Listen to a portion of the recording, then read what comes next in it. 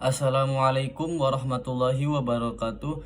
Sebelumnya perkenalkan, nama saya Mujib Haikal dengan nomor induk mahasiswa 12130300099 dari Prodi Hukum Tata Negara kelas C semester 1. Dalam video kali ini saya akan mereview mata kuliah Ilmu Tauhid dengan dosen pengampu Bapak Lutfi Fahrul Rijal, SSY, MH. Nah, adapun materi-materi yang saya sampaikan yaitu terdapat ada 7 materi. Yang pertama itu hakikat iman wasamrotu, yang kedua rukun iman, yang ketiga naik turunnya iman, yang keempat syahadat tauhid, yang kelima wasail asyirik, yang keenam ma'rifatullah, yang ketujuh iman ilmu amal. Lanjut pembahasan yang pertama atau materi yang pertama itu hakikat iman wasamrotu. Hakikat iman wasamrotu adalah ajaran fundamen yang terkandung dalam Al-Quran. Ada 3 ajaran pokok di dalamnya, yaitu akidah, akhlak, dan syariah. Akidah yaitu tentang keimanan, akhlak pemberlakuan perbuatan manusia. Adapun syariah, aturan hukum yang lahir dari perkataan dan perbuatan. Adapun definisi iman, iman menurut etimologi adalah percaya, dan menurut terminologi iman bukti pembenaran dengan hati, pengakuan dengan lisan, pembuktian dengan perbuatan secara nyata. Hakikat iman itu ada 2. Yang pertama itu tasdik, yang kedua iltizam amal. Tasdik artinya itu membenarkan dan lawan katanya adalah kafir. Dan iltizam amal yaitu mengimani segala bentuk perintah dan larangannya. Adapun sifat iman, sifat iman itu terbagi menjadi 3. Yang pertama itu abstrak, yang kedua fluktuatif, yang ketiga itu bertingkat. Nah, kita membahas abstrak. Abstrak tidak dapat mengukur kadar keimanan seseorang kecuali dirinya sendiri dari Allah yang sudah pasti melihatnya dan hanya Allah yang tahu. Dan yang kedua itu fluktuatif. Fluktuatif itu bersifat berubah-ubah kadarnya, kadang naik, kadang turun. Contohnya ketika seseorang sedang dalam keadaan bahagia, kemudian bersyukur, menyukuri, dan senantiasa menyebut asma Allah, maka dengan demikian keimanan bisa ditingkatkan. Berbeda dengan yang selalu merasa kurang, cenderung selalu mengeluh, menyebabkan terjadinya degradasi keimanan atau rasa tidak percaya.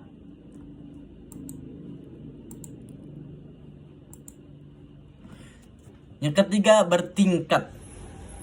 Setiap insan memiliki tingkat keimanan yang sudah mutlak berbeda-beda, didasarkan pada bahwa setiap individu itu memiliki akal, fitrah, dan kehendak yang berbeda-beda. Semakin tinggi keimanan seseorang, maka kecenderungan kualitas iman yang fluktuatif tidak akan mencapai tingkatan terbawah. Begitu sebaliknya. Semakin rendah tingkat keimanan, maka semakin rendah pula fluktuatif dan cenderung mencapai tingkat paling terendah. Adapun cabang-cabang dari iman, manusia harus memiliki cabang-cabang iman tersebut agar peningkatan terhadap keimanan dapat terjadi. Sebaliknya, jika tidak melaksanakan hal-hal yang termaktub dalam cabang keimanan, maka akan menurunkan keimanan. Dan adapun perusak-perusak iman, yang pertama itu syirik, yang kedua sihir, yang ketiga memakan harta riba, yang keempat itu membunuh, yang kelima itu memakan harta anak yatim, yang keenam melarikan diri dari peperangan, yang ketujuh itu khodar. Melanjut materi yang selanjutnya yaitu rukun iman. Nah, kalian sudah pada tahulah rukun iman itu apa. Dan saya akan menyebutkan rukun iman yang pertama, yaitu iman kepada Allah. Nah, iman kepada Allah ya di sini meyakini Allah Subhanahu wa taala adalah satu-satunya pencipta. Artinya, satu-satunya pencipta itu pencipta alam dan segala kuasanya. Allah Subhanahu wa taala satu-satunya pemilik nama-nama yang agung dengan sifat-sifat yang sempurna. Dan Allah Subhanahu wa taala adalah satu-satunya yang berhak diibadahan, yang berhak disembah. Karena Allah adalah Tuhan yang Maha Esa, yang Maha Agung, yang Maha Hak. Dan yang kedua yaitu iman kepada malaikat. Yakin bahwa Allah memiliki para malaikat yang diciptakan dari cahaya, yang diciptakan dari nur untuk senantiasa taat kepadanya. Allah bebankan tugas kepada malaikat berbeda-beda pada malaikat tersebut. Yang ketiga yaitu iman kepada kitab.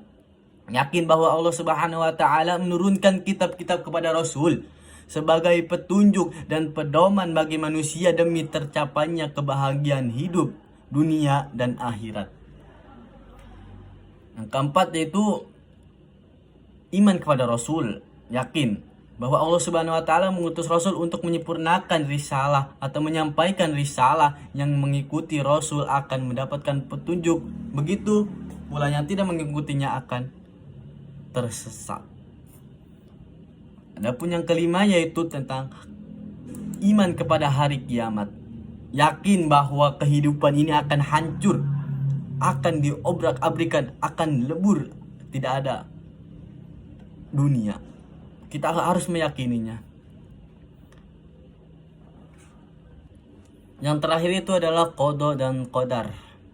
Yakin bahwa seluruh yang terjadi adalah kehendak Allah Subhanahu wa taala. Untuk seluruh yang ada sesuai dengan ilmu dan kehikmahannya. Allah adalah segala sesuatu yang memiliki kuasa dan berbuat apa yang dikehendakinya. Nah, itu pembahasan tentang rukun iman. Dan materi selanjutnya yaitu tentang naik turunnya iman. Naik turunnya iman ada beberapa tingkatan keimanan. Yang pertama itu as-sabru bil khairat, terdepan dalam kebaikan, cenderung untuk melakukan hal-hal yang baik. Maka tingkatan keimanan pada tingkat tertinggi.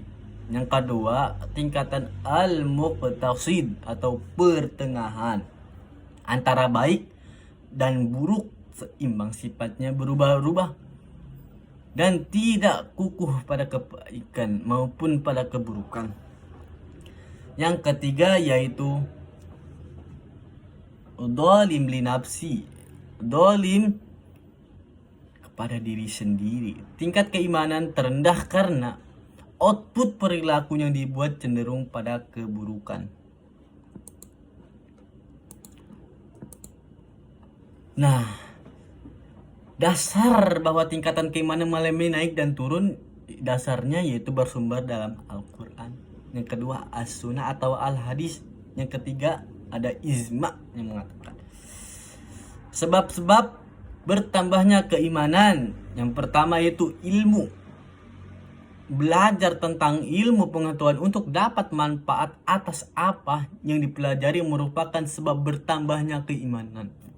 Apabila seseorang sudah banyak ilmunya dan dia pasti tahu tentang keimanan dirinya sendiri kepada Allah Subhanahu wa taala.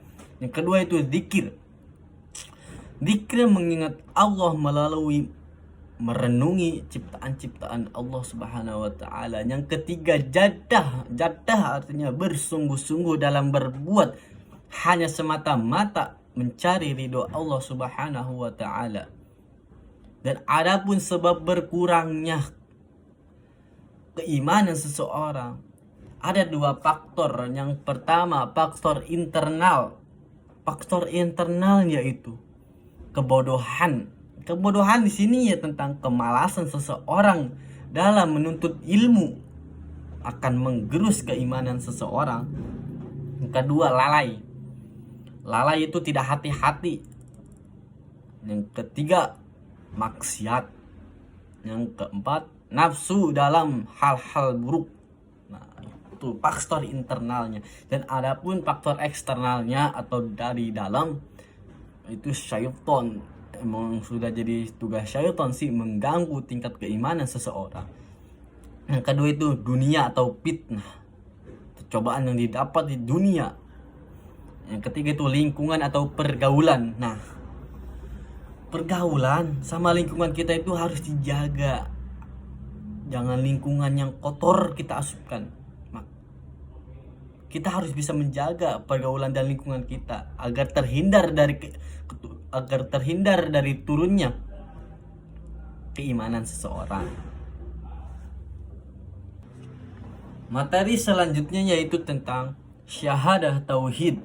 Syahadat tauhid yaitu yang kita bacakan sebelum masuk Islam, yaitu syahadatain. Syahadat tauhid itu syahadat dua, yang dimana lafadznya yaitu asyhadu an la ilaha illallah wa asyhadu anna muhammadar rasulullah.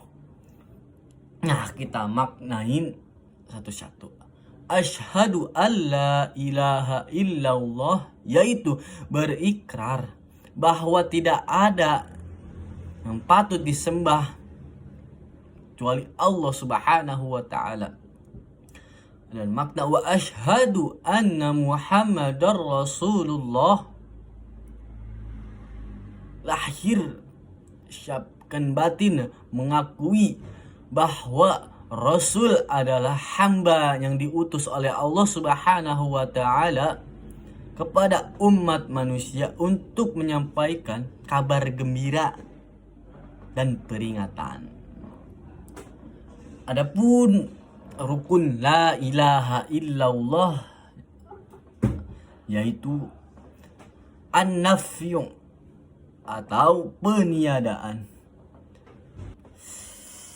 Nah, rukun la ilaha illallah yang pertama itu an-nafyu atau peniadaan. Membatalkan syirik atau sekutu dengan bentuk apapun serta mewajibkan kekafiran terhadap segala apa yang disembah selain Allah Subhanahu wa ta'ala. Yang kedua, al-isbat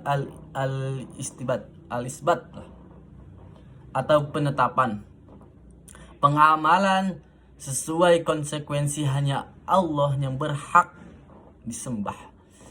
Dan rukun anna muhammadar rasulullah yaitu abduhu, kita sebagai hamba Allah, wa rasuluhu, utusan Allah, taat terhadap segala yang ditetapkan dan menjauhi segala larangan-larangannya Allah perintahkan. Dan adapun yang membatalkan syahadat yaitu secara global, yaitu syirik. Syirik adalah menyekutukan Allah. Yang kedua, sihir. Mendekati syirik yang menganggap ada kekuatan lebih atau lain yang dapat diandalkan selain kekuatan Allah Subhanahu wa ta'ala.